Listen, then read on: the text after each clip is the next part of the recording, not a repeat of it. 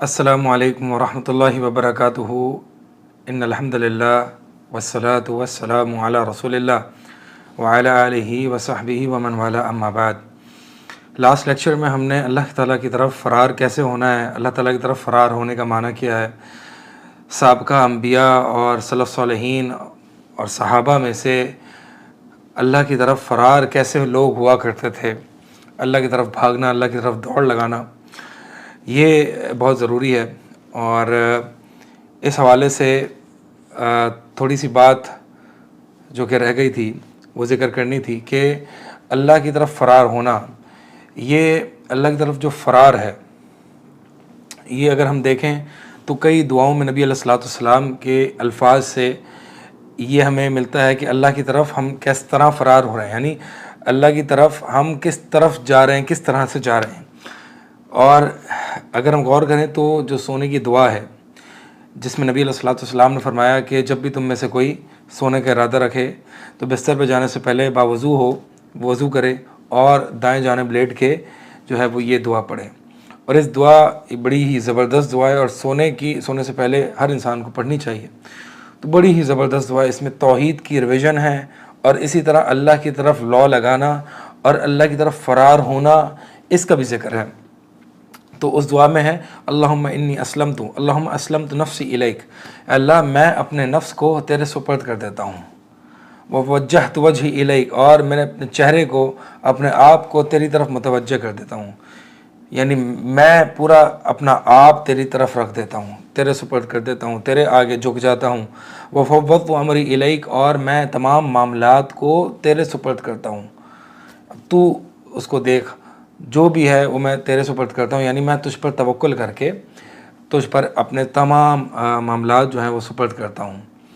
وَأَلْجَأْتُ ظَهْرِي إِلَيْكَ، اور میں اپنی پیٹھ کو تیری طرف یعنی اس کو جو ہے وہ تیری طرف لگاتا ہوں، یعنی تیری طرف ٹکاتا ہوں یا تیری طرف لگاتا ہوں۔ مطلب یہ ہے کہ میں، یعنی یہ کامل سبمیشن کے الفاظ ہیں، کمپلیٹ سبمیشن کے، یہ جو دعا ہے، یعنی you submit your selves wholly, completely in front of Allah before going to slip.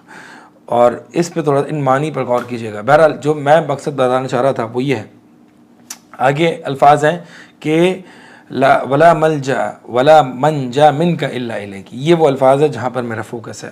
کیا مطلب ہے کہ نہیں کوئی پناہ گاہ، ولا ملجا نہیں کوئی پناہ گاہ، ولا منجا نہیں کوئی نجات کی جگہ تجھ سے سوائے تیرے علاوہ، ولا ملجا ولا منجا منک الا الیک، من کا یعنی تجھ سے یعنی تیرے عذاب سے، تیرے غضب سے، تیری ناراضگی سے فرار ہو کے میں تیری رضا، تیری خوشی، تیری رحمت، تیری ملاقات کی طرف آ رہا ہوں۔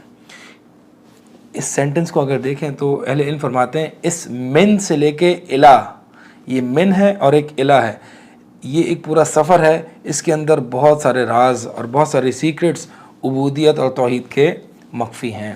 کیا مطلب ہے کہ لا ملجا ولا منجا منک الا الیک، کہ اللہ تجھ سے کوئی نہیں بچا سکتا، تجھ سے میں بھاگ کے کہاں جاؤں گا، اللہ تجھ سے بھاگوں گا، یعنی تیرے غصے سے میں بھاگ رہا ہوں، تیرے عذاب سے، تیرے جہنم کے عذاب سے، دنیا میں تیرے عذاب سے میں بھاگ کے جاؤں گا کس کے پاس، پناہ گاہ کہاں ہے، تو ہی تو ہے۔ تو یعنی اللہ میں تیرے پاس سے بھاگ رہا ہوں، تیرے عذاب سے بھاگ رہا ہوں، اور پھر پناہ تیرے پاس ہی لے رہا ہوں۔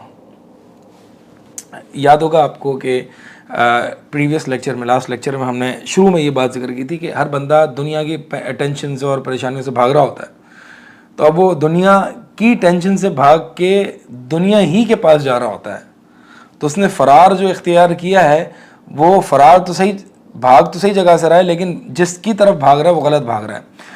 تو بھاگنے کا طریقہ کیا، یعنی یہ فرار، الفرار من عذاب اللہ وسخطہ وغضبہ الی رحمت اللہ ورضا ولقاء اللہ والشوق الی لقاء اللہ، یہ ساری یعنی اللہ کے عذاب سے، اللہ کے غصے سے، اللہ کی سزا سے بھاگ کے اللہ کی رحمت، اللہ کی خوشنودی، اللہ کی رضا، یعنی یہ ایک ایسا ہے کہ جیسے کہ ایک آقا کا بھاگا ہوا غلام ہوتا ہے نا، تو ایک آقا کا بھاگا ہوا غلام ہوتا ہے، اللہ کی تو وللہ المثل الاعلی، بات سمجھانے کے لیے صرف ایک مثال پیش کر رہا ہوں۔ تو ایک آقا ایک بھاگا ہوا غلام ہے، آقا کے پاس بڑی پاور ہے، بڑے فوج ہیں، بڑے لوگ ہیں جو اس کی خدمتیں انجام دیا کرتے ہیں. غلام بھاگ گیا ایک دن، اس کی فوج ہے، اس کی فوج پکڑ کے اس کو لے آئی. اب یہ بھاگا ہوا غلام جو کہ اپنے آقا سے بھاگ رہا تھا، بالآخر کس کے آگے پیش ہو رہا ہے؟ اپنے آقا کے آگے. تو یہی بندہ ہے نا کہ اللہ ہم تیری نافرمانی ہو جاتی ہے، یعنی گناہ کر لیتے ہیں، کوتاہی ہو جاتی ہے، تو اللہ میں اس سے بھاگ کے میں کہاں آؤں گا؟ تیرے پاس ہی تو آؤں گا، میرے پاس اور کوئی پناہ گاہ ہی نہیں ہے. ایک طرف تیرا عذاب ہے، ایک طرف تیری رحمت ہے. تیرے عذاب سے نکل کے، تیرے غصے سے نکل کے میرے پاس ہے ہی کون تیرے علاوہ؟ تو اللہ اگر میں تجھ سے بھاگ جاؤں تو میں کہاں جاؤں گا؟ تیرے یعنی پوری ملکیت ہی تیری ہے، پوری بادشاہت تیری ہے، تجھ سے تو کہیں فرار نہیں ہو سکتا، تجھ سے فرار ہو کے تیری پاس ہی آؤں گا. اللہ، یہ توحید کا کمال ہے. تو یعنی یہ جو اللہ تعالیٰ نے تقدیر میں انسان کی بیماریاں رکھی ہوئی ہیں، رزق میں تنگی رکھی ہوئی ہے، پریشانیاں رکھی ہوئی ہیں، انسان کو آتی ہیں. تو اللہ نے جو تقدیر میں میرے لیے جو تقدیر میں مصیبتیں پریشانیاں لکھی گئی ہیں تو اللہ کی طرف سے نا. تو یعنی میں ان چیزوں سے بھاگ کے کہاں پہ رہوں؟ تیری طرف ہی. اسی طرح نبی علیہ الصلوۃ والسلام یہی دعا بعین ہی، یعنی کچھ اسی طرح کے الفاظ اپنے سجدے میں بھی مانگا کرتے تھا. اللہم انی اعوذ برضاک من سخطک وبمعافتک من عقوبتک واعوذ بک منک واعوذ بک منک لا احصی ثناء علیک انت کما اثنیت علی نفسک. تو یہاں پہ جو الفاظ قابل غور ہیں وہ کیا ہے؟ واعوذ بک منک، اعوذ بک منک، کہ اللہ میں تیری پناہ لیتا ہوں تجھ سے. کیا مطلب؟ یا اللہ میں تیری پناہ لیتا ہوں تیرے عذاب سے، تیرے غصے سے. یعنی ایک ایسا ہی ہے کہ وہی نا کہ بھاگا ہوا غلام جو ہے وہ یعنی اس کے غصے سے بھاگ رہا ہے، اس کی پریشانیوں سے بھاگ رہا ہے، اب جا بھی اسی کے پاس رہا ہے، پکڑ میں آ گیا اس کے. تو بہرحال مقصد بتلانا یہ کہ یہ من اللہ کے عذاب سے جو بھاگ رہا ہے اور اللہ کی طرف بھاگ رہا ہے، یہ فرار الی اللہ ہے، اللہ کی طرف فرار ہونا. اب وہ اگر ہم دیکھیں اس میں جو 3 صحابہ جس میں کعب بن مالک رضی اللہ تعالیٰ عنہ تھے، وہ 3 کے بارے میں جہاں اللہ تعالیٰ نے سورہ توبہ میں ذکر کیا ہے، سورہ توبہ میں ان 3 لوگوں کے بارے میں ذکر کیا ہے کہ یہ 3 جو ہے وہ جہاد سے پیچھے رہ گئے تھے، کوئی خاص عذر نہ تھا. تو کعب بن مالک جو ہے یہ پورا قصہ بہرحال ذکر کرتے ہیں، لیکن میں آپ کے سامنے جو ہے وہ کچھ آیات ہیں اس بارے میں، وہ آپ کے سامنے اللہ تعالیٰ نے سورہ توبہ میں جو آیات ذکر کی ہیں وہ کیا ہیں. اللہ تعالیٰ نے جو سورہ توبہ میں جو آیات ذکر کی ہیں ان لوگوں کے بارے میں، یعنی ان 3 لوگوں کے بارے میں جن کی اللہ تعالیٰ نے توبہ قبول کر لی تھی. کعب بن مالک پوری اسٹوری نیریٹ کرتے ہیں کہ یعنی اللہ کے نبی علیہ السلام نے بات بند کر دی، صحابہ کو کہہ دیا، ہمارے گھر والوں یعنی بیوی کو حکم دے دیا کہ ہم سے الگ ہو جائیں، اور کوئی صحابی بات نہیں کر رہا، کوئی نبی علیہ السلام ہم سے بات نہیں کر رہے. اور ایک عجیب سی جو ہے نا وہ زمین تنگ ہو گئی. وضاقت علیہم الارض بما رحبت. تو اللہ تعالیٰ قرآن میں ان لوگوں کا ذکر کرتا ہے کہ زمین ان پر تنگ ہو گئی، باوجود کہ یہ زمین ان پر بڑی فراخ تھی، بڑی وسیع تھی، تو زمین ان پر تنگ ہو گئی. اب دیکھیں ایک گناہ ہو گیا نا ان سے، اللہ کے بندے ہیں، ان سے گناہ ہو گیا. اب اللہ کے بندے ان سے گناہ ہو گیا، زمین تنگ ہو گئی. اس زمین کی تنگی سے بھاگ کے یعنی اللہ تعالیٰ فرما رہا ہے کہ وہ 3 جو کہ پیچھے روک دیے گئے، اب ان کے پاس جو ہے وہ اور کون ہے؟ ان کے پاس اللہ کے علاوہ اور کون ہے؟ تو فرمایا کہ یہ وہ لوگ تھے کہ جو جہاد میں پیچھے رہ گئے تھے. ٹھیک ہے، تو اللہ تعالیٰ ان کے بارے میں فرمایا کہ زمین ان پر تنگ ہو گئی، حتیٰ کہ ان کی جانیں ان کے اوپر تنگ ہو گئی، اور انہیں اللہ کی طرف سے اللہ سے اور انہیں کوئی پناہ گاہ نہ ملی مگر سوا اللہ کے. ان کے پاس کوئی پناہ گاہ نہیں تھی، کوئی نجات کی جگہ نہیں تھی. یعنی یہ اللہ کی نافرمانی ہوئی تو اب زمین تنگ ہو گئی، نفس تنگ ہو گیا، اب راہ کیا ہے؟ اب راہ اللہ ہے، یعنی اللہ ہی سے مانگا. تو سبحان اللہ، یہ یعنی وہ قصہ آپ پڑھیے گا اس میں. تو بہرحال مقصد صرف اشارہ کرنا تھا. باقی ہمارا جو آج اس سیشن میں میرا جو ٹاپک تھا وہ تو ڈفرینٹ ہے، اور یہ میں نے صرف اس کو یعنی پچھلے والا جو ٹاپک تھا اس کو ایز اے کمپلیشن میں اس کو میں نے ذکر کیا ہے، کیونکہ یہ بڑی اہم بات ہے. یعنی یہ جو سجدے کی دعا ہے اعوذ بک منک، جس میں یہ الفاظ ہیں، اور اسی طرح سونے سے پہلے کی جو دعا ہے اس میں اللہ کی طرف فرار کا ذکر ہے کہ اللہ میں تیری پناہ مانگتا ہوں تجھی سے، تیرے عذاب کی پناہ، یعنی تیری رحمت کی پناہ تیرے عذاب سے، اور میں تجھ سے بھاگ کے تیری طرف ہی آتا ہوں. اللہ میرا بالآخر انت ولی فی الدنیا والآخرہ، تو میرا دوست مددگار، تو ہی تو میرا سب کچھ ہے، تجھ سے بھاگ کے میں کہاں جا سکتا ہوں. تو یہ عقیدہ، یہ توحید کہ صرف اللہ ہی کی طرف پناہ گاہ، صرف اللہ ہی کو اپنا یعنی اسی کی طرف فرار، کوئی نبی، کوئی بزرگ، کوئی پیر، کسی کا وسیلہ نہیں، کوئی نہیں، صرف اللہ ہی بچا سکتا ہے انسان کو، اللہ ہی نکال سکتا ہے. تو اللہ سے دور بھاگ کے اگر انسان ہے، کیسے مشرک، یعنی کس گوارا کیسے کرتا ہے ایک کلمہ کو انسان کو، کہ جب وہ یہ کہتا ہے کہ کل کو میں فلاں پیر اور بزرگ کا ہاتھ پکڑ لوں گا، یہ ہمیں اللہ کے عذاب سے چھڑا دیں گے. اللہ اکبر. یعنی آپ اللہ کے عذاب سے بھاگ کے پیر کی پناہ لے رہے ہو، نعوذ باللہ من ذالک. کہ اللہ تعالیٰ کوئی بزرگ کے پریشر میں آ کے آپ کو چھوڑ دے گا؟ کہ اللہ کا یہ مقام ہے. تو یہی ہے، یعنی یہ توحید الوہیت لا الہ الا اللہ کا کمال ہے اس میں، ان معانی میں، فرار الی اللہ میں، کہ اللہ تیرے عذاب سے بھاگنے کے لیے آئیں گے تیری طرف ہی، پناہ گاہ تجھی سے ملے گی.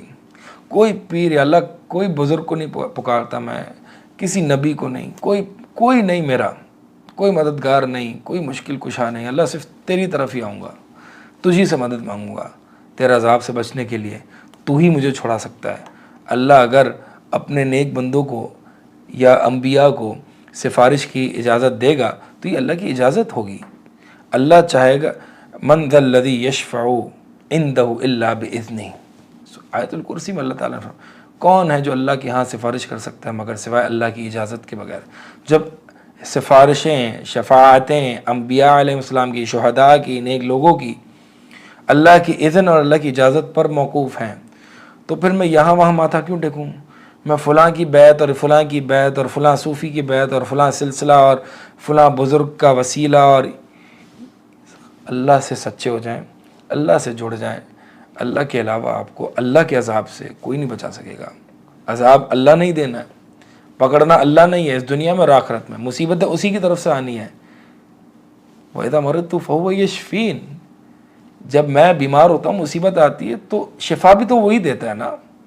کوئی پیر اور بزرگ کے یہاں سے تو مجھے شفا نہیں ملے گی. کوئی فلاں کے تعویذ پہننے سے اور فلاں مزار کے دھاگے شاگے پہننے سے یہ سب شرک ہے. تو جب ایک چیز وہاں سے رہی ہے تو اس کا حل بھی وہیں سے نکلے گا نا، اس کا علاج بھی وہیں سے نکلے گا، وہ مسئلہ حل وہیں ہوگا. یعنی ایک مصیبت یا ایک تکلیف مجھے اگر اس تقدیر سے آ رہی ہے، وہ تقدیر جو اللہ تعالیٰ نے لکھی، میرے حق میں وہ مصیبت ہے، تو اس کا حل بھی اسی کے پاس سے ملے گا نا. یہ توحید کا کمال ہے، یہ توحید کی روحانیت، یہ توحید کی ایسنس ہے، الفرار الی اللہ، اللہ کی طرف فرار ہونا. اور یقین مانیے کہ جب بندہ اللہ کی طرف فرار ہوتا ہے نا، اللہ کی طرف بھاگتا ہے، تو اس کو دو چیزیں نصیب ہو جاتی ہیں. یعنی ابھی ہم نے جو سٹیپس ہم نے اب شروع سے لیکچرز میں آپ کو سامنے، جو اگر آپ لوگوں نے شروع سے لیکچرز لیے ہوں گے، تو ہمارا جو اصل جو اب میں آتا ہوں پورا سٹیپ بائی سٹیپ پہ، تاکہ میں نیکسٹ سٹیپ جو ہے وہ یا نیکسٹ اپنی جو اگلی بات ہے وہ شروع کروں. تو ہم نے کہا تھا کہ ہم اللہ کی طرف السفر الی اللہ کی طرف سفر پر چل نکلے ہیں انشاءاللہ. اور یہ ہمارا پورا جو دنیا کا جو سفر ہے آخرت کا، یہ پورا سفر الی اللہ ہے. اور یہ سفر الی اللہ دل سے طے ہوتا ہے، قدموں سے نہیں ہوتا. اللہ کی طرف جانے کے لیے ہم اللہ تعالیٰ سے تعلق بنانا ضروری ہے. اللہ سے تعلق بنانے کے لیے ہمیں اپنے دل میں جو اللہ کے سوا ہم نے تعلقات، دنیا سے محبتیں قائم کی ہوئی ہیں، لوگوں سے امیدیں اور امنگیں وابستہ کی ہوئی ہیں، لوگوں سے، دنیا سے محبتیں، اور دل کو بیمار کر چکے ہیں، ان تمام غلاظتوں سے، بیماریوں سے ہمیں اپنے آپ کو پاک کرنا ہے. پھر یہ دل اس قابل ہوگا کہ یہ اللہ کو سمجھ سکے، اللہ کو جان سکے، معرفت حاصل کر سکے، اللہ کی طرف جا سکے. جب دل اس قابل ہو جاتا ہے کہ وہ اللہ کی معرفت حاصل کرنے کا لگتا ہے اور وہ اللہ کی معرفت حاصل کرتا ہے. پھر اللہ کی معرفت حاصل کی جس پہ ہم نے بات کی. اللہ کی معرفت حاصل کرنے کے بعد انسان کے پاس کوئی چارہ نہیں رہتا, کوئی آپشن نہیں رہتا, یعنی پھر اس کے پاس چوائس نہیں رہتی کہ وہ اللہ کی طرف فرار کیوں نہ ہو. کہ جب اللہ تعالیٰ یہ ہے, اللہ تعالیٰ هو الذی لا الہ الا هو عالم الغیب والشہادہ, جو ہم نے اس پہ بات کی تھی. تو جب اللہ تعالیٰ کی معرفت, اللہ کو جان کے ہے نا, سلف صالحین فرماتے ہیں من علم اللہ خاف منہ ومن خاف منہ فر الیہ, کہ جو اللہ کو جانتا ہے, جو اللہ کو جان لے وہ اس سے ڈرے گا بھی, اور جو اللہ سے ڈر جائے وہ اس کی طرف فرار ہوگا. تو یہ پورا ایک سیکوینس جو ہے ہم نے ذکر کیا. پھر اللہ کو جان کے اللہ کی طرف فرار اختیار کر کے یہ پورا ایک سفر اللہ طے ہوا ہمارا.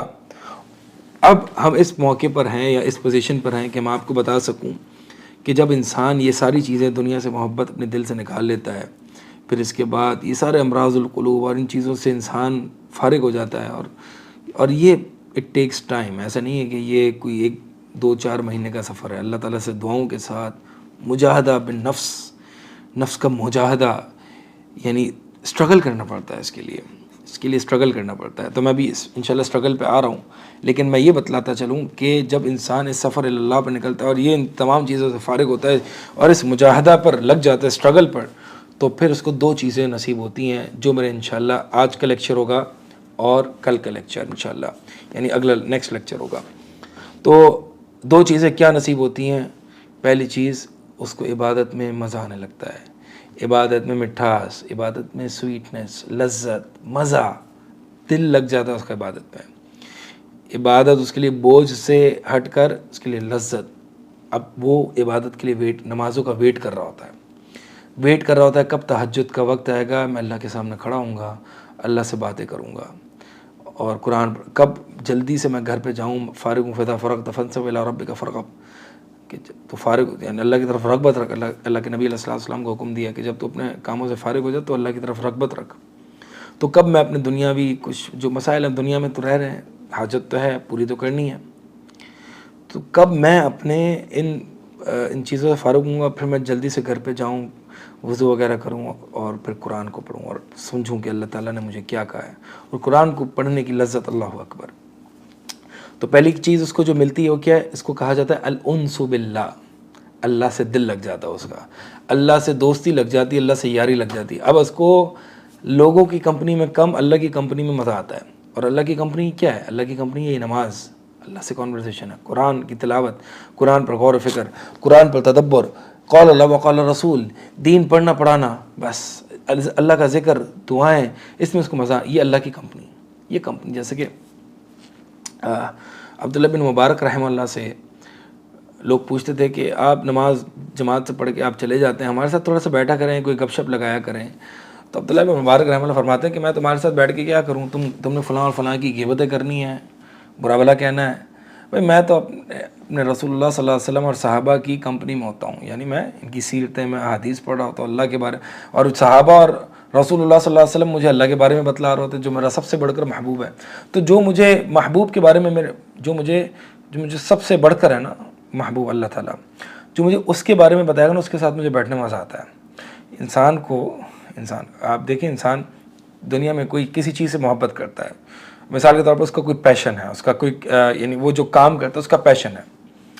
اب اس کو ان لوگوں کے ساتھ زیادہ مزہ آئے گا کہ جو اس کے کام کے بارے میں پوچھیں گے, باتیں کریں گے, جو اس کا پیشن ہے, اور وہ بندہ جو ہے وہ گھنٹوں گھنٹوں سے بات کرنے کو تیار ہوگا, بلکہ ویٹ کرے گا کہ یار وہ بندہ کب آئے گا, وہ میرے انٹرسٹ کے بارے میں بات کرتا ہے, میری ہابیز, میرے پیشن کے بارے میں بات کرتا ہے, اور مجھے مزہ آتا ہے, وہ مجھ سے پوچھتا ہے.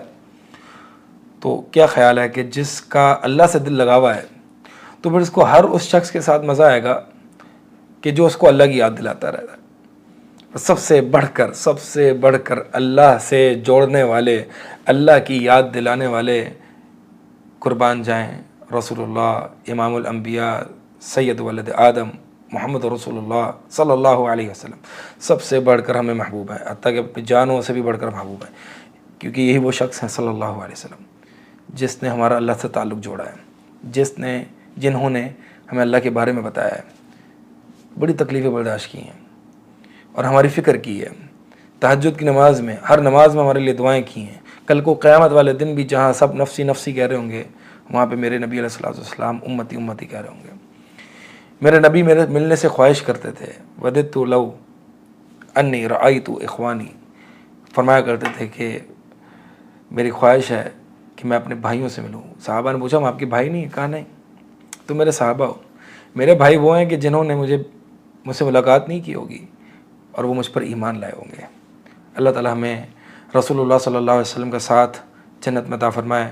یقیناً آپ کی باتیں، آپ کے اقوال، آپ کی چال چلن اس دنیا میں سنی پڑھی پڑھائی، اللہ کی قسم دنیا میں آپ کے بارے میں بہت سنتے رہے، آپ کی حدیثیں سنتے رہے، آپ کی حدیثوں سے محبت، آپ کی حدیثوں سے لگاؤ. اللہ کی قسم اللہ کے نبی علیہ الصلوۃ والسلام سے زیادہ بڑھ کر کسی اور سے محبت نہیں. تو یقیناً شوق ہے کہ آپ صلی اللہ علیہ وسلم کا ساتھ ہمیں جنت میں ملے، اور آپ صلی اللہ علیہ وسلم سے ڈائریکٹلی آج ہم کتنے واسطوں کے ذریعے ہم آپ کی احادیث کو سنتے ہیں. پوری ایک سند ہوتی ہے. کل کو اگر نبی علیہ الصلوۃ والسلام کی رفاقت اور کمپینین شپ مل جائے، آپ ڈائریکٹلی آپ صلی اللہ علیہ وسلم سے بات سنیں گے. آپ اس لذت کا اندازہ کر سکتے ہیں. ابو بکر سے بات سنیں گے، اللہ کے نبی علیہ الصلوۃ والسلام سب سے بڑی لذت. صحابہ کی بڑی خواہش ہوتی تھی کہ آپ صلی اللہ علیہ وسلم کی کمپینین شپ مل جائے، ان کا ساتھ مل جائے. تو بہرحال اللہ تعالیٰ ہمیں آپ صلی اللہ علیہ وسلم کا جنت میں ساتھ عطا فرمائے. تو بتائیے رہا تھا، بات ہماری یہ چل رہی تھی کہ آپ صلی اللہ علیہ وسلم یعنی یہ انسیت، اللہ کا انس. تو پہلے یعنی جو شخص سفر الی اللہ پر یہاں تک پہنچ جاتا ہے کہ مجاہدہ کر کر کے، اللہ سے دعائیں کر کر کے، تو اس کو پہلی چیز جو نصیب ہوتی ہے وہ قال اللہ و قال رسول میں لذت، مزہ آتا ہے. قرآن پڑھنے میں مزہ آتا ہے. اللہ سے یہ انس باللہ. انس باللہ کس کو کہتے ہیں؟ انس باللہ کہتے ہیں کہ آپ کو جب کسی سے انسیت کہتے ہیں دل لگ جانا، مزہ آ جانا. یعنی آپ کا کوئی ایسا دوست ہے جس سے یار میری بنتی، جس کو ہم کہتے ہیں نا آپس میں کہ یار میری اس سے بنتی ہے، میری فلاں سے بنتی ہے، میرا مزاج اس سے ملتا ہے، مجھے اس کے ساتھ مزہ آتا ہے، میں اس کے ساتھ بور نہیں ہوتا. کچھ دوست ہیں ایسے جن کے ساتھ میں بس تھوڑا سا ٹائم رہے لیکن بور ہو جاتا ہوں. تو جب ہم اللہ کے اوپر اللہ کی طرف سفر کر رہے ہیں نا، تو اللہ کے ساتھ انسیت بھی یہی چیز ہے کہ اللہ کے ساتھ دل لگ جاتا ہے، اللہ کی کمپنی میں مزہ آتا ہے. اور جو مجھے اللہ کے بارے میں بتائے گا، جن میں سب سے بڑھ کر نبی علیہ الصلوۃ والسلام ہیں، ان کے ساتھ دل لگتا ہے. بس اب ان کی حدیثیں سننے میں مزہ آتا ہے، آپ صلی اللہ علیہ وسلم کی حدیثیں پڑھنے میں مزہ آتا ہے، علماء آپ صلی اللہ علیہ وسلم کی حدیث کو ایکسپلین کریں مزہ آتا ہے. کیوں؟ کیونکہ یہ سب اللہ کے بارے میں بتا رہے ہیں، اللہ کی باتیں چل رہی ہیں. تو یہ انسیت ہے، دل لگ جانا، مزہ آ جانا، سرور، دل میں سرور کا آنا، دل میں رونق پر نور ہو جانا، رونق میں آنا، دل کا ایک سرور کہ یعنی یہ وہ انسیت ہے، یہ اللہ کے ساتھ لگاؤ ہے کہ بندہ جب اللہ کو یاد کرتا ہے تو ایک ایمانی اور نورانی اور ایک انسیت اور دل کا ایک سرور وہ ایک فیل کرتا ہے، ایک لذت فیل کرتا ہے. جیسے کہ وہ 7 لوگ جنہیں عرش کا سایہ نصیب ہوگا کل کو، جس دن اللہ کے عرش کے سائے کے علاوہ اور کوئی سایہ نہ ہوگا، جیسے کہ حدیث میں آتا ہے. ان میں سے ایک شخص رجل ذکر اللہ خالیا ففاضت عیناہ، کہ ان میں ایک شخص وہ ہوگا کہ جو اللہ کو اکیلے میں ذکر کرتا ہوگا، اللہ کو اکیلے میں، ففاضت عیناہ، اور اس کی آنکھیں آنسوؤں سے بہہ پڑیں. یہ خلوت کا بس اس کو وہ چاہتا ہے کہ میں اکیلے میں کہیں اللہ سے بات کروں، اللہ کو میں اپنے پریشانیاں اور ٹینشنیں اور مصیبتیں اللہ کو بتاؤں. مزہ آتا ہے مجھے بات کرنے میں. آپ دیکھیں المیہ یہ ہمارا اللہ ہمیں سب سے بڑھ کر محبوب ہے، لیکن اس کے باوجود ہم 2-4 منٹ سے زیادہ ہم اس کے ساتھ دعا اور مناجات نہیں کر سکتے. بور ہونے لگتے ہیں، بس ہونے لگتی ہے. حالانکہ میرا اگر بیسٹ فرینڈ ہوگا تو میں اس کے ساتھ میں گھنٹوں بیٹھ جاؤں گا روز، اور اس کے سامنے اپنی پریشانیاں رکھوں گا کہ یار یہ پرابلم آ رہی ہے لائف میں، یہ چیلنج آ رہا ہے، یہ مسائل آ رہے ہیں گھر میں، کاروبار میں، جاب میں. اللہ کے سامنے کیوں نہیں رکھتے؟ انما اشکو بثی وحزنی الی اللہ. یعقوب علیہ السلام فرمایا کرتے تھے کہ میں تو اپنی بے قراری اور بے چینی، کیا کیا تکلیفیں آئی تھیں، وہ نابینا ہو چکے تھے، اپنے بیٹے یوسف کی جدائیگی کے غم کے مارے، پھر ان کا دوسرا بیٹا بھی چلا گیا، اور ایک بڑی عجیب تکلیف میں اور غم میں رہتے تھے. یہ غم کس کو یعنی بیٹے بھی کس کو غم یہ سناتے تھے؟ فرمایا انما اشکو بسی و حزنی اللہ، میں اپنے تمام بے قراریاں اور غم ہم و غم اللہ کے سامنے رکھتا ہوں، اللہ کے ساتھ. مخلوق سے اللہ کی کمپلین نہ کریں. یہ جو ہم مخلوق کو بتا رہے ہوتے ہیں نا دوست کو کہ یار میرے ساتھ یہ ہو گیا، میرے ساتھ یہ مسائل چل رہے ہیں، یہ اللہ کی کمپلین مخلوق کو کر رہے ہیں. مخلوق کی کمپلین اللہ کو کریں کہ یار اللہ میرے ساتھ فلاں نے برا کر دیا، میرے ساتھ یہ ہو گیا، میرے ساتھ وہ ہو گیا. بات کرنا سیکھیں، باتوں کو لمبا کریں، دعائیں طویل کریں. اس کا مطلب یہ نہیں ہے دعائیں طویل کرنے یا حد سے تجاوز کریں، یعنی اللہ تعالیٰ سے لو لگائیں. انبیاء نبی علیہ الصلوۃ والسلام بدر کے موقع پر کئی دیر تک دعا مانگتے رہتا کہ ابو بکر رضی اللہ تعالیٰ عنہ آئے، آپ کے کندھوں سے چادر اتر گئی تھی، کہا یا رسول اللہ بس اللہ تعالیٰ آپ کو رسوا نہیں کرے گا. آپ نے اپنے رب سے کافی مناجات کر لی. صحابہ نبی علیہ الصلوۃ والسلام گھنٹوں رات کو تہجد میں کھڑے ہوئے ہیں. آپ صلی اللہ علیہ وسلم سے تہجد کے دوران رونے کی آواز سینے سے ایسی آ رہی ہے جیسے کہ ہنڈیاں ابل رہی ہوں. حتیٰ کہ آپ صلی اللہ علیہ وسلم اتنی دیر کھڑے ہوتے کہ آپ صلی اللہ علیہ وسلم کے پیر مبارک پھٹنے لگتے اور چھالے پڑ جاتے اور کہتے کہ کیا میں اللہ کا شکر گزار بندہ نہ بنوں. کیا رسول اللہ صلی اللہ علیہ وسلم کی لذت تھی اور انسیت تھی، اللہ سے لگاؤ تھا کہ جب کوئی پریشانی اور مصیبت آتی بلال سے کہتا ہے بلال قم ارحنا بالصلاۃ، بلال کھڑے ہو یار، ہمیں نماز کے ذریعے راحت پہنچا. نماز اللہ کے نبی صلی اللہ علیہ وسلم جعلت قرۃ عینی فی الصلاۃ، کہ آنکھوں کی ٹھنڈک میری نماز میں. کیا تعلق باللہ تھا، کیا انسیت تھی اللہ سے، کیا مزہ آتا تھا اللہ کے ساتھ ان کو. تو یہ تعلق کو بنائیں. تو یہ اللہ سے تعلق کا یہ ثمرہ ہے کہ انسان کو اللہ کے ساتھ مزہ آنے لگتا ہے. تو یہ جو انس باللہ ہے نا، یہ یہی چیز ہے کہ اس کے دل یعنی جب وہ اللہ کو یاد کرتا ہے اور ایک عجیب سے اس کے اندر دل میں سرور آتا ہے. حتیٰ کہ بعض صلاح فرماتے ہیں کہ ہمارے دل پر بعض اوقات کچھ ایسی کیفیت طاری ہوتی تھی، یعنی یہی ایمانی کیفیت، اللہ کو یاد کرنے والی ایسی کیفیات اور ایسا سرور ہمارے دل میں اور ایمانی جذبہ ابھرتا تھا ہمارے دلوں میں، ایک سرور آتا تھا اللہ کو یاد کر کے اور ایک اللہ کے بارے میں اللہ کا ذکر کر کے سرور آتا تھا کہ اگر تو یعنی ایسے اوقات گزرتے تھے اگر تو اہل جنت اس نعمت پہ ہیں تو پھر تو یہ بڑی زبردست، یعنی آپ دیکھیں یہ دنیا کی جنت ہے. ابن تیمیہ رحمہ اللہ فرمایا کرتے کہ من لم يدخل جنت الدنیا لم يدخل جنت الآخرہ، کہ جو شخص دنیا کی جنت میں داخل نہیں ہوگا وہ آخرت کی جنت میں داخل نہیں ہو سکتا. اور دنیا کی جنت کیا ہے؟ پوچھا دنیا کی جنت کیا ہے؟ دنیا کی جنت الانس باللہ والتلذذ بخطابہ، کہ دنیا کی جنت یہ ہے کہ اللہ کے ساتھ انسیت، اللہ سے دل لگانا، اللہ سے یاری لگانا اور اس سے بات کرنے میں تلذذ، لذت، اس سے مناجات کرنے میں سرور آنا، اس کو یاد کرنے میں، اللہ کو یاد کرنے میں. یہ دیکھیں نا وہ رجل ذکر اللہ خالیا ففاضت عینہ، وہ بندہ اللہ کو اکیلے میں یاد کر کے. ابن تیمیہ رحمہ اللہ کے بارے میں آتا ہے، ابن القیم رحمہ اللہ فرماتے ہیں کہ مجھے ابن تیمیہ کے ایک اسٹوڈنٹ نے بتایا، یعنی شروع میں بعد میں تو ان پہ بڑی تکلیفیں آئیں، بڑی پریشانیاں آئیں، بڑا جیل میں ڈالا گیا، ان کو مارا گیا، بڑی تکلیفیں گزاری انہوں نے، بڑی دشمن نے، کیونکہ انہوں نے جو ہے نا جس نے اسلام کے ساتھ کھیلنا شروع کیا نا سب کا رد کیا انہوں نے. ابن تیمیہ رحمہ اللہ نے بڑا دین کا کام کیا ہے. ہر وہ باطل فکر، ہر گمراہیاں، جس نے بھی دین کے بارے میں کوئی گمراہ کن افکار، فلاسفہ ہوں، معتزلہ ہوں، گمراہ فرقے جنہوں نے اللہ اور اس کے رسول کے بارے میں اس طرح کی باتیں کی ہوں، غلط عقائد پھیلایا ہوں، تو ابن تیمیہ رحمہ اللہ نے سب کی اصلاح کی اور سب کا رد کیا. تو ظاہر سی بات ہے ابن تیمیہ کے دشمن بہت تھے.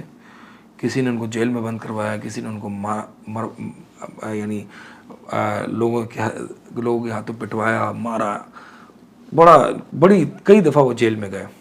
اس کے باوجود ابن القیم رحمہ اللہ فرماتے ہیں کہ یعنی ابن تیمیہ کی یہ ہمارے شیخ کی یہ زندگی، اس کے باوجود اللہ کی قسم میں نے ان سے زیادہ پرسکون اور سیٹسفائیڈ اور مطمئن انسان نہیں دیکھا. اللہ اکبر. یعنی بظاہر تو مجھے لگتا ہے اپیرنٹلی کہ یار اتنی تکلیفوں میں بندہ زندگی گزار رہا ہے. تو کہا کرتے تھے ابن تیمیہ ما یصنع اعدائی بی، میرے دشمن میرا کیا بگاڑیں گے، میرے دشمن میرا کیا کر لیں گے. अना जन्नती व बुस्तानी फ़ी सदरी, जन्नत तो भाई मेरे सीने में बसती है, मेरी जन्नत यहाँ है, दिल में है। इसको कोई मुझसे ले सकता है? मेरा सुरूर, ये मेरी जन्नत जो मेरे सीने में, ये उन्स बिल्लाह है, ये अल्लाह से लगा है। मेरी जन्नत ये है कि जिसमें मैं अल्लाह के साथ रहता हूँ। I live with Allah, I talk to Allah, मैं अल्लाह से बात करता हूँ, अल्लाह से उम्मीदें, अल्लाह से उमंगें अल्लाह के सामने बेकर, ये मेरी जन्नत यहाँ है। अना जन्नती व बुस्तानी फ़ी सदरी, जन्नत और ये बगीचे ये मेरे सीने में महफूज हैं। ला युफारिकुनी ऐन रहतु ला युफारिकुनी, ऐन रहतु फ़हिय माई ला युफारिकुनी, जहाँ कहीं भी मैं जाता हूँ ये मेरे साथ ही चलती है जन्नत, ये मुझे छोड़ती नहीं है। अगर ये मुझे कत्ल कर दें तो ये मेरी शहादत है, मुझे मेरे मुल्क से निकाल दें तो ये अल्लाह की तरफ सफ़र है, और अगर मुझे जेल में बंद कर दे तो ये अल्लाह के साथ मेरी खलवत है, अल्लाह के साथ अकेला टाइम है।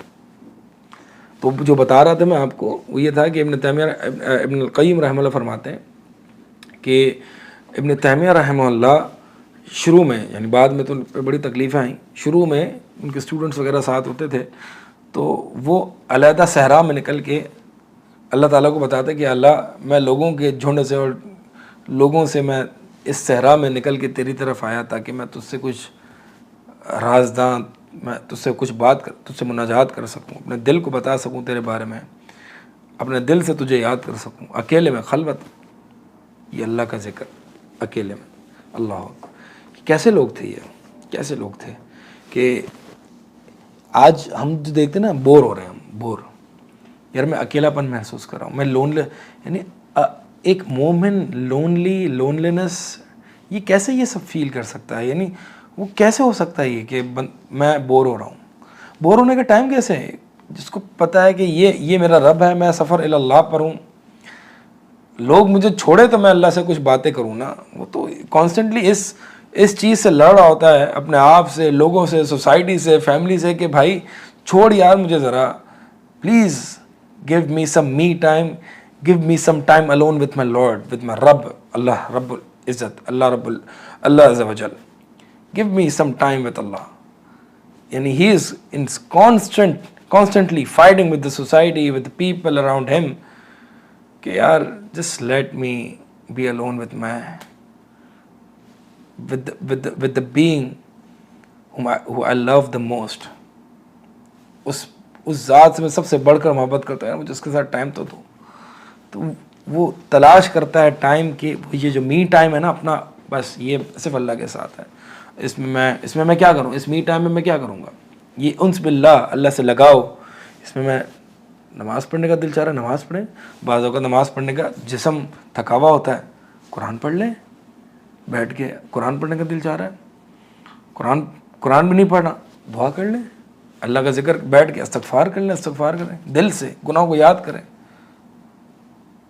जैसे कि एक हदीस में है ना कि सहाबी ने पूछा कि या रसूलल्लाह नजात क्या है, नजात क्या है, कैसे मिलेगी, कैसे हम नजात पाएंगे? कहा कि अपने घर को लाजिम पकड़ और वब की अला खतीअतिक, और अपने गुनाहों पर रो।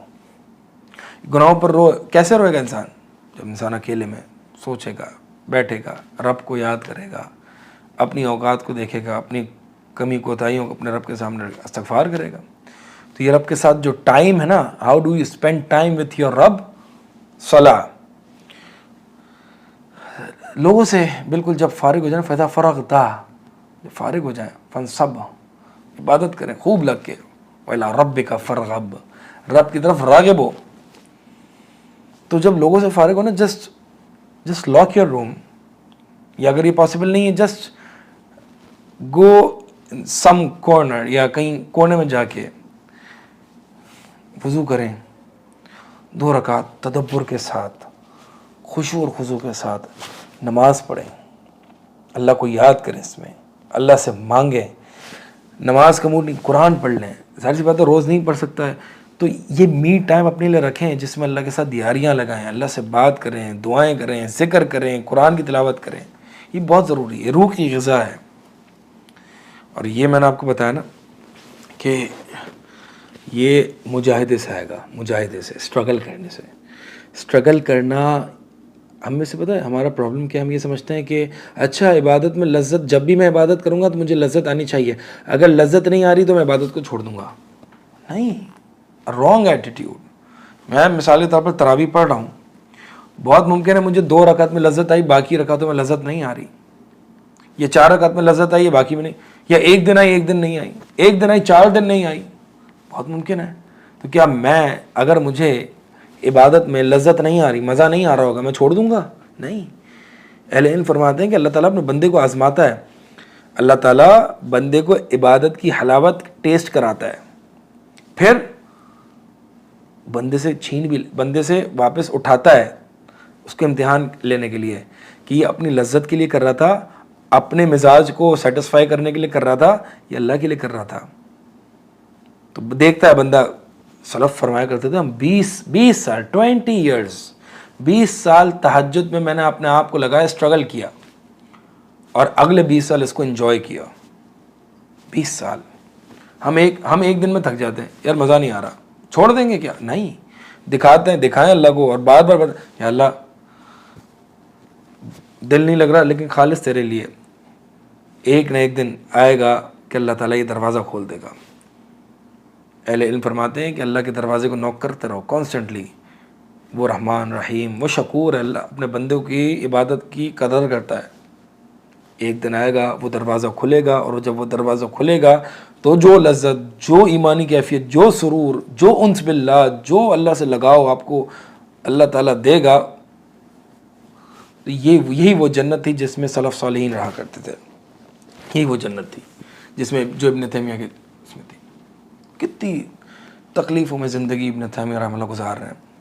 اس کے بعد اب نبی علیہ الصلوۃ والسلام کہ آپ صلی اللہ علیہ وسلم کے پاس بہت زیادہ دنیا کا مال و متاع تھا، کہ بہت زیادہ دنیا تھی آپ صلی اللہ علیہ وسلم کے پاس. کفار کی طرف سے پریشانیاں آ رہی ہیں، صحابہ کو تربیت دینی ہے، اور آپ صلی اللہ علیہ وسلم سربراہ امت کے، رسول ہیں، سکھانا ہے، پڑھانا ہے، پھر لیڈرشپ رولز ہیں، پھر گھر بار ہے، پھر کفار، یعنی ایک پوری زندگی، ایک گہما گہمی. یعنی آپ صلی اللہ علیہ وسلم کو اور کوئی دنیا بھی نہیں. کئی راتیں اور مہینے گزر، چولہے نہیں جلتے تھے نبی علیہ السلام کے، پیٹ پہ پتھر بندھے ہوئے ہوتے تھے. یہ سب تکلیفوں کے باوجود کہ آپ صلی اللہ علیہ وسلم سب سے زیادہ سیٹسفائیڈ انسان نہیں تھے، کہ آپ صلی اللہ علیہ وسلم سب سے زیادہ مطمئن انسان نہیں تھے، حتیٰ کہ آپ اتنے ریلیکسڈ ہوتے تھے، اتنے چل رہتے تھے آپ صلی اللہ علیہ وسلم. کوئی یعنی مزہ آتا تھا ان کو اللہ سے لگاؤ میں. کیونکہ ان کے پاس وہ جنت تھی جو اللہ سے انسیت، اللہ سے یاری، اللہ سے تعلق، یہ جنت موجود. اور یہ جنت جس بندے کو مل جائے نا، اس کی زندگی میں کتنی بیماریاں، ٹینشنیں، فقر فاقے، اولاد نافرمان، اور والدین کی زبردستیاں، اور پتہ نہیں کیا کتنی پریشانیاں کیوں نہ، اگر یہ جنت مجھے، یعنی یہ اللہ کی انسیت والی جنت اگر مجھے مل جائے نا، بس یہ سب پر یہ سب پر غالب ہے. یہ پھر وہ پریشانیاں، مصیبتیں رہتی نہیں ہیں. بندے کو پتہ ہے کہ یار یہ جنت ہے میری، میں تو اسی میں رہتا ہوں، یہ ٹھیک ہے یہ ہوتی رہتی ہیں، اس پر فوکس ہی نہیں رہتا. اللہ کے نبی علیہ السلام تو سب سے زیادہ سیٹسفائڈ. آپ دیکھیں مصیبت، ایک موقع پر آپ صلی اللہ علیہ وسلم نے صحابہ کے ساتھ غزوہ میں تھے، پڑاؤ ڈالے ایک جگہ، اور آپ صلی اللہ علیہ وسلم اکیلے میں جا کے جو ہے وہ درخت کے نیچے سائے میں لیٹ گئے. ایک مشرک آیا، آپ صلی اللہ علیہ وسلم کے منہ پہ تلوار رکھ دی، کہا کہ کون بچائے گا مجھے، کون بچائے گا آپ کو مجھ سے. آپ صلی اللہ علیہ وسلم گھبرائے نہیں، تعلق باللہ ایسا تھا، ریلیکس ہو کے جواب دیا، اللہ بچائے گا. 3 دفعہ اللہ بچائے گا. اللہ. یہ آپ دیکھیں ہمارا کیا حال ہوتا ہے جب ہم پر کوئی ویپن رکھ دے، یا کوئی ڈرا دے یا ہمیں کوئی باس ہمیں دھمکی دے دے کہ جاب سے فائر کر دوں گا اگر گناہ کا کام جو میں کام دے رہا ہوں، یا ہسبینڈ کی دھمکی، یا وائف کی دھمکی، یا والدین کی دھمکیوں سے ہم جو ڈر جاتے ہیں، یا بچوں کے کہ یار بچہ مجھ سے الگ ہو جائے گا، بچوں کا فیوچر خراب ہو جائے گا. جتنی دھمکی، ہم کتنا گھبرا جاتے ہیں. وہ جان پہ رکھ کے ویپن منہ پہ رکھ دیا اللہ کے نبی علیہ السلام کے، کون بچائے گا؟ کہ اللہ بچائے گا، میرا رب. مجھے ضرورت تھوڑی ہے، یہ جو تلوار تو نے پکڑی ہوئی ہے یہ کس سے پکڑائی ہے تجھے؟ تو کچھ کر ہی نہیں سکتا، تو ہاتھ بھی نہیں لگا سکتا، تو اللہ بچائے گا. اللہ اکبر. کیا اللہ پر سالڈ یقین اور توکل تھا. اس مشرک کے ہاتھ کپانے لگے اور تلوار گر گئی. اللہ کے نبی علیہ السلام نے وہ تلوار پکڑ لی اور اس کی طرف پوائنٹ کر کے کہا کہ اب تجھے مجھ سے کون بچائے گا، تیرے پاس ہے اللہ کیا؟ اس نے نہیں کہا، مشرک نے یہ نہیں کہا کہ اللہ بچائے گا، کہ وہ بھی کہہ سکتا تھا. اس نے جب دیکھا نبی علیہ السلام کو کہ آپ صلی اللہ علیہ وسلم جب اللہ کا یعنی جواب دیا کہ اللہ بچائے گا تو میرے ہاتھ سے تلوار گر گئی، تو مشرک نے یہ اسٹریٹجی تو جان لی نا. لیکن کیا مشرک نے یہی جواب دیا؟ نہیں، دے ہی نہیں سکتا. جس کا تعلق باللہ عام زندگی میں نہیں ہے، وہ ان گھبراہٹوں میں، کنفیوژن میں، ڈپریشن میں، اس کو اللہ یاد نہیں آتا. آپ دیکھیں کتنے ایسے لوگ ہیں جو نمازیں بھی پڑھتے ہیں لیکن جب کوئی مصیبت آتی ہے، کوئی کلیمٹی آتی ہے، اللہ یاد نہیں آ رہا ہوتا ان کو. کیوں؟ کیونکہ ساری زندگی دنیا میں لگا دی تھی. اللہ کو بس یاد کیا تھا یا اللہ کی عبادت کی تھی as a ritual, as a culture, as a عادت. اللہ سے لو تھوڑی لگائی تھی، انسیت تھوڑی تھی. تو نبی علیہ السلام سے فوراً اللہ یاد آ گیا، اس مشرک کو اللہ یاد نہیں آیا. حالانکہ نبی علیہ السلام سے بھی سنا. کیا زندگی تھی آپ صلی اللہ علیہ وسلم کی، سب سے سیٹسفائیڈ انسان، سب سے ٹینشن فری، اپنی جنت میں رہا کرتے تھے. رات کو تہجد پڑھا کرتے تھے اور ایک عجیب اللہ سے تعلق تھا، ایک عجیب اللہ کا ذکر. واللہ یہ وہ جنت ہے، یہ وہ انس باللہ ہے. اگر یہ آ جائے نا انسان کو، یہ آ جائے نا، یہ دنیا کی جنت ہے. تو ابن تیمیہ رحمہ اللہ کے بارے میں ذکر کر رہا تھا ابن تیمیہ کہ یہ میرے دشمن کیا کریں گے میری جنت تو یہ میرے بارے. حتیٰ کہ ابن القیم فرماتے ہیں کہ کئی دفعہ ایسا ہوتا ہے کہ جب ہم پر دنیا تنگ ہو جاتی تھی، بڑی پریشانیاں اور تکلیفیں آ رہی ہوتی تھی، مصیبتیں، ہم بڑی مصیبتوں میں پھنس جاتے تھے تو اور بدگمانیاں آنے لگتی تھیں، تو ہم شیخ الاسلام ابن تیمیہ رحمہ اللہ کے پاس آتے. ابن تیمیہ رحمہ اللہ ہم سے کچھ باتیں کرتے، اللہ تعالیٰ تمام غم اور بے قراریوں اور بے چینی کو ہمارے دلوں سے لے جاتا. ابن تیمیہ رحمہ اللہ جو آخری موقع پر، یعنی اس آخری جیل میں جن کی یعنی اس جیل میں جس میں آپ کی وفات ہوئی، تو فرماتے ہیں کہ یعنی ان کے پاس اس وقت قلم بھی نہیں تھا لکھنے کے لیے. فرماتے ہیں کہ اللہ تعالیٰ نے مجھ پر وہ قرآن کے وہ معانی اور وہ اسرار اور وہ راز کھولے ہیں کہ کئی علماء اس کی تمنائیں کیا کرتے ہیں، اور اس پر مجھے ندامت ہے کہ میں نے قرآن کے معانی پر اور قرآن کے الفاظ پر، قرآن کی معانی اور قرآن کی تفسیر اور قرآن کی مراد پر میں نے اتنا ٹائم نہیں لگایا. حالانکہ ابن تیمیہ بڑے مفسر ہیں. تو فرمایا کرتے تھے یہ جو مجھے جیل میں اللہ کی جو خلوت ملی، اللہ کی قسم اگر سونا چاندی میں پورا یہ قلعہ بھر سونا چاندی خرچ کر دوں نا تو بھی مجھے یہ نعمت نہ ملے. یعنی وہ اس کو، ہم اس کو پنشمنٹ دیکھ رہے ہیں، وہ اس کو نعمت دیکھ رہے ہیں کہ یار یہ تو میری اللہ کے ساتھ خلوت ہے، مجھے مزہ آ رہا ہے اللہ کے ساتھ، مجھے موقع مل رہا ہے، مجھے کوئی تنگ کرنے والا نہیں. اللہ اکبر. تو یہ جنابی انس باللہ ہے.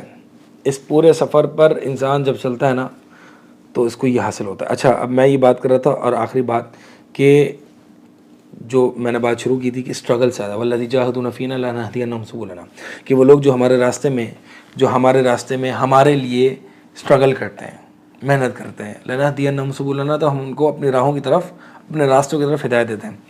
تو یہ بات سمجھ لینا بھائی، یہ ایک دو دن، ایک دو مہینے میں نہیں آتا. کانسٹنٹ اسٹرگل، کنٹینیوس ایفرٹ، مسلسل اللہ کے دروازے کو نوک کرتے رہنا، دعائیں کرتے رہنا. اللہ تعالیٰ اپنے بندے کو تھوڑا ٹیسٹ دے گا، یہ دیکھ یہ روزے کی عبادت کی حلاوت ہے، یہ لکھ. ہو سکتا ہے اس کو اگلے دن نہ مل رہی ہو. نماز میں تھوڑی سی لذت دے گا، قرآن میں دے گا، اس کو پھر ٹیسٹ کرے گا. یہ اللہ کا طریقہ ہے، اللہ کی سنت ہے. پھر جو اس ٹیسٹ میں پاس ہوگا کہ جو باوجود اس کے کہ اس کو شاید لذت فیل نہ ہو رہی ہو، پھر بھی اللہ کے لیے لگا ہوا ہے کہ اللہ تو مجھے پتا تو ایک دن آئے گا، تو میرا یہ دروازہ کھولے گا جہاں پہ یہ جنت میرے دل میں آئے گی، اور پھر میں تیری سرور اور لذت کے ساتھ عبادت کروں گا. تو کانسٹنٹ اسٹرگل، میں نے بتایا نا 20 سال ایک سلف کے بارے میں، 20 سال. تو بھائی یہ سالوں سال کی کہانی ہے، اور اللہ کی قسم یہ جنت اگر انسان کو مل جائے نا، یہ سب کچھ انسان کا ہے. پھر وہ دنیا اور آخرت جنت میں ہی رہتا ہے، اس کی دنیا بھی جنت ہوتی ہے اللہ کے ساتھ تعلق میں. تو لہٰذا کانسٹنٹ ایفرٹ، اللہ کی طرف لگاؤ، مجاہدہ، اسٹرگل، یہ ساری چیزیں جو ہیں وہ کنٹینیوس، بس اللہ تعالیٰ سے استقامت مانگے. اسی اللہ تعالیٰ نے اپنے نبی کو حکم دیا واستقم کما امرت، کہ آپ ڈٹے رہیے جیسے کہ آپ کو حکم ہے ان الذین قالوا ربنا اللہ ثم استقاموا تتنزل علیہم الملائکہ. تو استقامت بہت امپورٹنٹ، کنسسٹنسی.